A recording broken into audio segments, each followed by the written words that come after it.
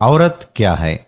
मैं नहर के किनारे बने ढाबे पर मुर्दा दिली के साथ बैठा चाय का इंतजार कर रहा था। दिल अजीब बोझल सा था और चेहरे पर 12 बज रहे थे।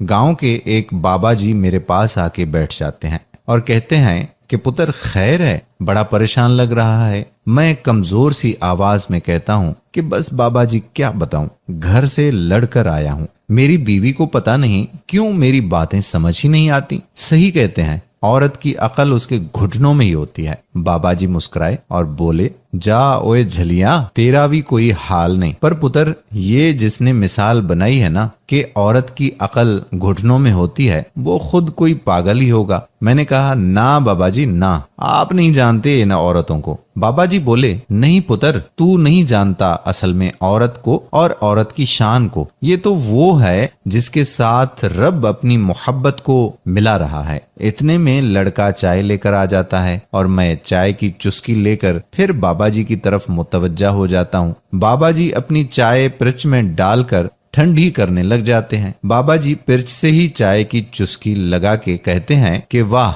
मजा आ गया चाय का। चाय की तारीफ करने के बाद बाबा जी कहते हैं कि सुन पुत्र, रब वो जात है जिसे किसी भी चीज की कमी नहीं है। उस जात ने खुद की मोहब्बत के बारे में बताना था कि वो इंसान से कितनी मोहब्बत करता है, तो उसने माँ का नाम लिया कि वो 70 माओं से भी ज्यादा प्यार करता है। जबकि माँ एक औरत है। बेटी को अल्लाह ने अपनी रहमत करार दे दिया, जबकि बेटी भी एक औरत है। पुत्र, मेरा मानना ये है कि हम मर्द औरत का मुकाबला कर ही नहीं सकते। कहाँ औरत आला ज़र्फ और फराग दिल की मालिक, और कहाँ हम कम ज़र्फ और तंग दिल मर्द। मुझे बाबा जी की बातें लुभाने लग गई थीं।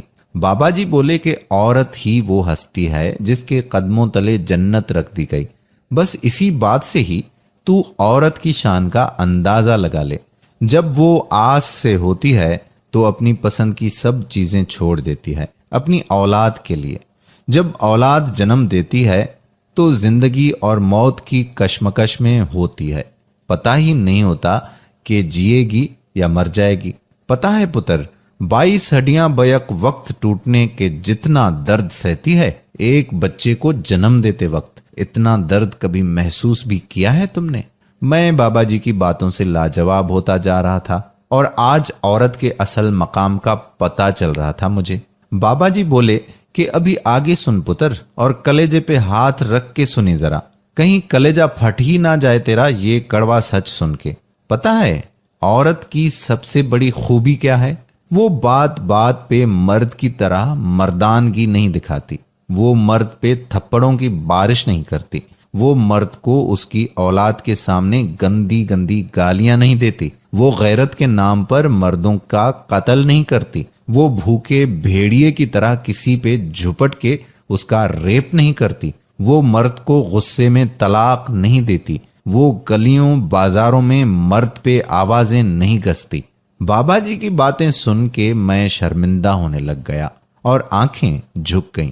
पसीने की बूंदें मेरे माथे पे नमूदार होना शुरू हो गईं। बाबा जी ने शायद मेरी शर्मिंदगी महसूस कर ली थी, इसलिए वो थोड़ी देर के लिए चुप हो गए।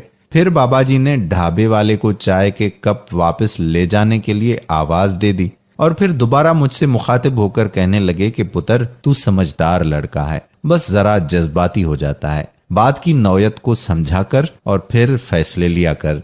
पुत्र, एक घर में रोजाना सबसे ज्यादा बार जो नाम लिया जाता है वो एक माँ का होता है या बड़ी बहन का। ये दोनों औरत जात होती हैं। हमारे घरों का वजूद औरत से ही है। घर मर्द नहीं बसाते पुत्र, औरतें बसाया करती हैं। घर की रौनकें औरतों के ही तवस्सुत से होती हैं बेटा। हर चीज सलीके से आपको मिलती है। कपड़े साफ सुथरे मिलते हैं, बर्तन धुले धुलाए मिलते हैं, बेहतरीन खाने हमें नसीब होते हैं, छोटे छोटे बच्चों की देखभाल बखूबी सरंजाम दे जाती हैं। तो पुत्र, ये सारा जादू एक औरत ही चलाती है, वरना तू एक सग्गा बाप भी अपने छोटे बच्चे को ज्यादा देर तक बर्दाश्त नहीं करता। बच्चा ज्यादा रोए तो शोहर अपनी बीवी से कह देता है कि इसे कमरे से बाहर ले जाओ, मेरी नींद में खलल पड़ रहा है। पुत्र, औरत बहुत ही प्यारी चीज है। ये मर्द के किरदार पर उंगली नहीं उठाती। ये मर्दों को उसके माजी के ताने कभी नहीं देती। पुत्र, औरत बेटी है तो रब की रहमत है, माँ है तो कदमों तले जन्नत लिए फिरती है। बाबा जी की बातें सुन के पता चल रहा था कि औरत दुनिया की कितनी अनमोल दौलत है। वो किसी ने क्या खूब कहा है ना कि वजूदे जन से है कायनात में रंग। फिर बाबा जी बोले कि जा पुत्र, घर चला जा, तेरा चेहरा बता रहा है कि तू सब समझ गया है और अब तेरा जल्दी घर जाने को दिल कर रहा है। मैं बाबा जी के कदमों में बैठ गया और बाबा जी के हाथ चूम के बोला कि शुक्रिया बाबा जी, आपने मेरी गलती को देख के कोई सजा नहीं सुनाई, बल्कि मेरी गलती को सुधारा और एहसास करवाया कि मैं गलत हूं, मुझे सबकी इज्जत करनी चाहिए। बाबा जी मुस्कुराए और मेरे सर पर हाथ फेर कर बोले, जीता रहे पुत्र, और अब घर जा, घर वाले तेरा इंतजार कर रहे होंगे। वापस घर जाते हुए मेरे कदमों में एतमाद था और दिल बहुत ज्यादा मुतमईन था। काश किसी के दिल में उतर जाए ये हमारी बात और रब्बे करीम अमल की तौफीक अता फरमाए।